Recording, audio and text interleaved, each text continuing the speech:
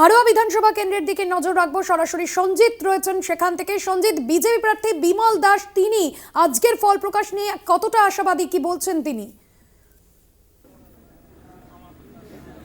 আমি সরাসরি হাড়োয়ার যে পিজিআই স্কুল রয়েছে কাউন্টিং সেন্টারে, সেখানেই বিজেপি প্রার্থী বিমল দাস রয়েছে। সরাসরি তার সঙ্গে এই প্রশ্নটা করবো, আজকের জেতার ব্যাপারে কতটা আশাবাদী, কী কী ইস্যু ফ্যাক্টর করছে এবার নির্বাচন?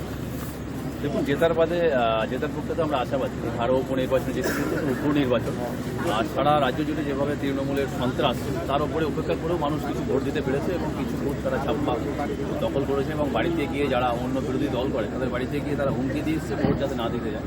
তার উপেক্ষা করেও মানুষ যে ভোট দিয়েছে, মানুষ আশীর্বাদ করেছে, সেই আশীর্বাদটুকুই আমরা মাথা পেতে নেব। এটা হবে আজকে রায়। সবাই তো দলে সবাই যেতে না, একজন জিতবে, বাকিরা দেখা যাবে। বিশেষ করে কোন কোন ফ্যাক্টর এবার কাজ করবে? দেখুন, রাজ্যে কোন ফ্যাক্টর নেই। রাজ্যে একের পর এক ধর্ষণ, খুন, বোমা বন্দুকের অস্ত্র কারখানা। এখানে শিল্প বলে কিছু নেই। এখানে শিল্প বলতে বোমা বন্দুক। তৃণমূলের নেতারা বালি থেকে, কয়লা থেকে, হাতি পর্যন্ত খেয়ে ফেলে দিচ্ছে। এ দুটি ইস্যু আর কি, মানুষ এদের পক্ষে অতিষ্ঠ হয়ে গেছে। মানুষ চায় একটা বিকল্প। 2024-এ তো আমরা তৃতীয় হয়েছিলেন, 21-এও তৃতীয় হয়েছিলেন। এবার কি মার্জিন বাড়বে, কি মনে করছে? দেখুন, মার্জিন তো বাড়ারই কথা। মানুষ যেভাবে ভোট দিতে পেরেছে এবং মানুষ তৃণমূলকে উপেক্ষা করে যে ভোট দিয়েছে, আশা করছে এবার মার্জিন অনেকটাই বাড়বে। আর বিশেষ করে ভোটের দিন দেখা গেছে আপনি একেবারে একা ঘুরে বেরিয়েছেন, কিছু কিছু জায়গায় এজেন্ট দিতে পারেননি। এইটা কি কোনো সাংগঠনিক ব্যর্থতা? আপনি কি দেখুন, সাংগঠনিক ব্যর্থতা নয়, এটা তৃণমূলের হুমকি, তৃণমূলের সন্ত্রাস। আজকে যখন আমার ছেলেরা এখানে আসছে, তাদেরকে কালকে রাত্রি হুমকি দেওয়া হয়েছে। তারা এখন বিভিন্ন রকম অজুহাত করছে, কারণ তাদেরকে হুমকি দিলে তো একটা মানুষ, তারা তো পরিবার আছে না, সারা রাজ্যে সবারই পরিবার আছে। পরিবারের ওপরে যদি কেউ অ্যাটাক করে তাহলে সে কী করতে পারে? আজকে কি সব হলে কাউন্টিং ভেবে? হ্যাঁ, হুমকি উপেক্ষা করে আমাদের কাউন্টিংয়ে সবাই চলে এসছে। দু একজন একটু অসুস্থ আছে, বাকিরাও আসছে। দু একজন যারা অসুস্থ তারাও আসছে, ঢুকে যাবে। শাসক দল বলছে উন্নয়নের পক্ষে ভোট হয়েছে, আর্যিকর কাণ্ড বা দুর্নীতি এটা কোনো ফ্যাক্টর থাকবে না। দুবারই উন্নয়ন হয়েছে, সেই উন্নয়নের পক্ষে মানুষ বলছে। কী বলবেন? দেখুন, উন্নয়ন তো আমি দেখেছি, প্রতিটা গ্রামে, প্রতিটা বুথে আমি ঢুকেছি। রাস্তাঘাট নেই, পেপারের বাড়ি, জল পড়ছে। কাঁদছে ভেবেও করে যে আমরা এই পেপারের ঘর, মাটির ঘরে বাস করছি, আমাদের একটা ঘর নেই। কেন্দ্র সরকার প্রত্যেককে ঘর দিচ্ছে, তাহলে সেই ঘরটা কেন সাধারণ মানুষের কাছে পৌঁছচ্ছে না? কোমর সমান জল পার করে তাদের বাড়িতে যেতে হচ্ছে। এটাই রাজ্যের উন্নয়ন। এই উন্নয়নকে উপেক্ষা করে মানুষ ভোট দিচ্ছে। হ্যাঁ, তিনি বললেন যে জেতার ব্যাপারে আশাবাদী এবং কাউন্টিং যে হল সেখানে সমস্ত জায়গায় এজেন্ট দিতে পেরেছেন। কিন্তু প্রশ্ন হচ্ছে যে বিগত দিনের রাজনৈতিক সমীকরণ, 2021 সালে এই কেন্দ্রের যখন শেখ হাজিনুর ইসলাম এখান থেকে প্রায় 1,10,000 ভোটে জিতেছিলেন এবং 2024 সালে যে সাংসদ তিনি প্রায় 78,000 ভোটে কিন্তু লিড নিয়েছিলেন। দ্বিতীয় স্থানে ছিল আইএসএফ প্রার্থী এবং তৃতীয় স্থানে ছিল বিজেপি প্রার্থীর যে রাজনীতি, বিশেষ করে ভোটের সংখ্যার বিচার। কিন্তু এখন প্রশ্ন হচ্ছে এই মার্জিন বিরোধীরা কি বাড়াতে পারবে না, আর শাসক দলের নেতা অর্থাৎ প্রয়াত সাংসদের ছেলে শেখ রবিউল ইসলামের মার্জিন আরও বেড়ে বাবার রেকর্ড ছাপিয়ে যাবেন? এটা কিন্তু সময় বলবে। সব মিলে একদিকে দুর্নীতি, আর্যিকর প্রভাব, অন্যদিকে তৃণমূলের অর্থাৎ শাসক দলের কাছে রয়েছে। এবং এই বিষয়গুলিকে হাতিয়ার করে কিন্তু প্রচারে জোর দিয়েছিলেন বিজেপি প্রার্থী থেকে বিরোধী প্রার্থীরা। এবার শেষ হাসি কে হাসে সেদিকে অবশ্যই নজর থাকবে। ধন্যবাদ জানাবো সঞ্জিত চক্রবর্তী, আমাদের প্রতিনিধি ছিলেন সরাসরি হাড়োয়া বিধানসভা কেন্দ্র থেকে। হাড়োয়া বিধানসভা কেন্দ্র সহ রাজ্যের যে 5টি কেন্দ্র ইতিমধ্যেই ভোট গণনা শুরু হয়ে গিয়েছে। অন্যদিকে 2021-এর যে বিধানসভা নির্বাচন, সেখানে কিন্তু তৃণমূল কংগ্রেস এই সবকটি কেন্দ্রতে জয়লাভ করলেও শুধুমাত্র যে মাদারিহাট বিধানসভা কেন্দ্র সেখানে কিন্তু তৃণমূল কংগ্রেস জয়লাভ করেনি। এবং এবারে কি 6-0 হবে তৃণমূলের? কারণ উপনির্বাচন কিন্তু শাসক দলের দিকেই পাল্লা ভারী থাকে। তবে রাজ্যের সাম্প্রতিক যে আবহ, যে আর্যিকর আবহ সহ একাধিক দুর্নীতি নিয়ে বারবার শাসক দলকে নিশানা করেছে বিরোধী শিবির এবং প্রচারেও কিন্তু এই বিষয়গুলো, ইস্যুগুলোকে সামনে রেখে প্রচারে গুরুত্বপূর্ণ ফ্যাক্টর হয়ে উঠেছে এই সমস্ত ইস্যু। এবং সে জায়গায় শেষ হাসি কে হাসবে এবং তৃণমূল কংগ্রেস কি 6-0 করতে পারবে উপনির্বাচনের ফলাফলে, তা অবশ্যই সময়ের অপেক্ষা। 2021-এর যে বিধানসভা নির্বাচন, সেই নির্বাচনে কিন্তু আমরা দেখেছিলাম যে নৈহাটি বিধানসভা কেন্দ্র, সেখান থেকেও কিন্তু জয়লাভ করেছিল তৃণমূল কংগ্রেস।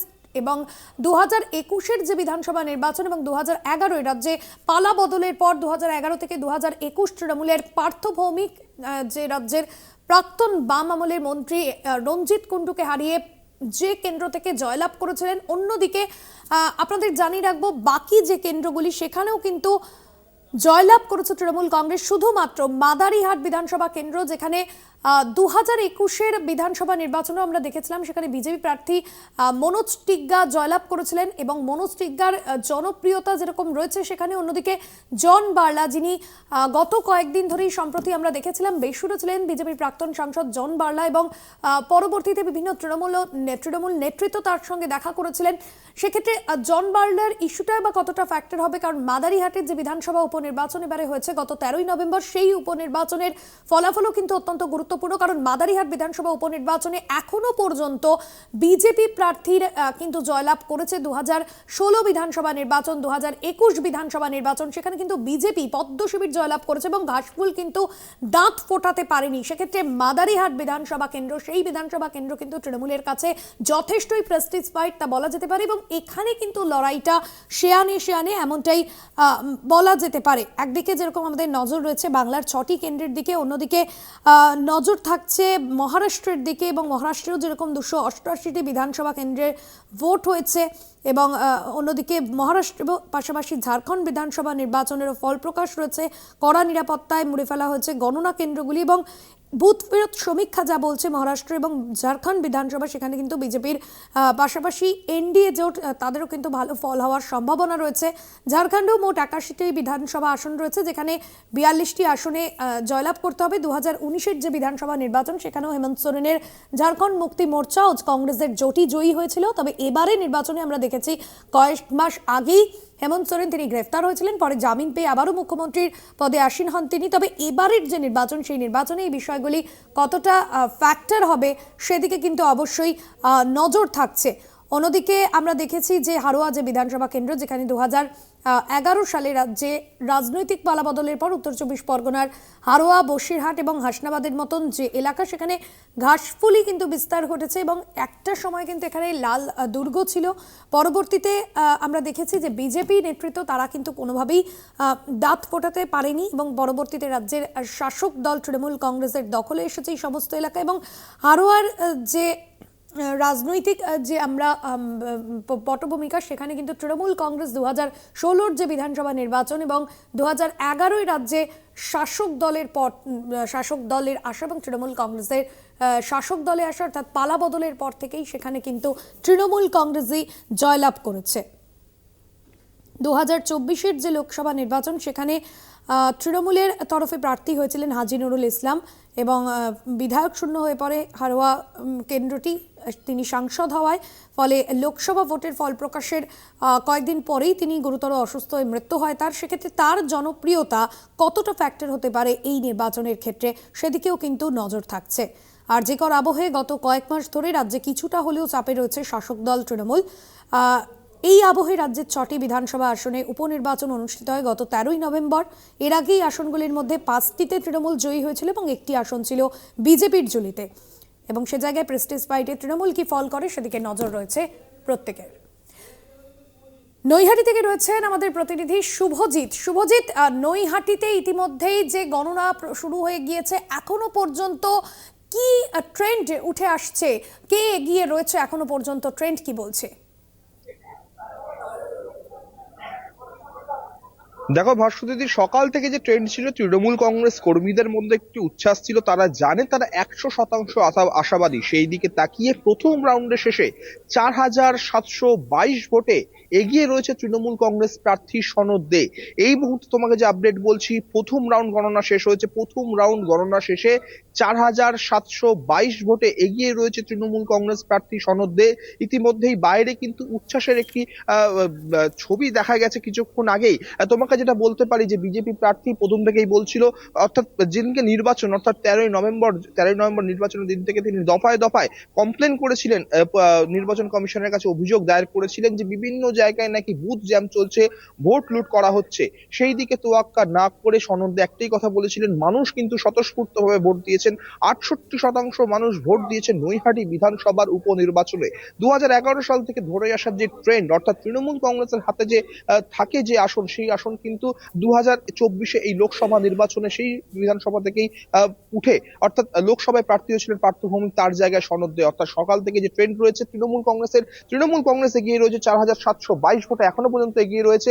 পুলিশের তরফ থেকে গোটা এলাকার চত্বর মুড়ে ফেলা হয়েছে। নির্বাচন কমিশনার যে এখানকার রয়েছেন নির্বাচন কমিশনার, তিনি যারা আধিকারিক রয়েছেন তারা ইতিমধ্যে গোটা চত্বর এলাকা ঘুরে দেখছেন। তবে তৃণমূল কংগ্রেস প্রার্থীদের আরো আশাবাদী, প্রায় 40 থেকে 50,000 ভোটে তারা জয়ী হবেন এবং জয়ের ধারাকে এইভাবেই আগামী দিনে মানুষের উন্নয়নের কাছে বইয়ে নিয়ে যাবেন। ভাস্বতীদি, একদমই। এবং নৈহাটি যে বিধানসভা, সেখানে কিন্তু 2011 রাজ্যে পালাবদলের পর থেকে তৃণমূল কংগ্রেসই জয়লাভ করেছে এবং সেই সময়কার বাম আমলের যিনি মন্ত্রী ছিলেন রঞ্জিত কুণ্ডুকে পরাজিত করে পার্থ ভৌমিক তিনি অপরাজিত 2021 পর্যন্ত। এবং সে জায়গায় দাঁড়িয়ে এবারের যে নির্বাচন, সেখানে উপনির্বাচন, সেখানে কি কি ফ্যাক্টর হতে চলেছে তৃণমূলের কাছে?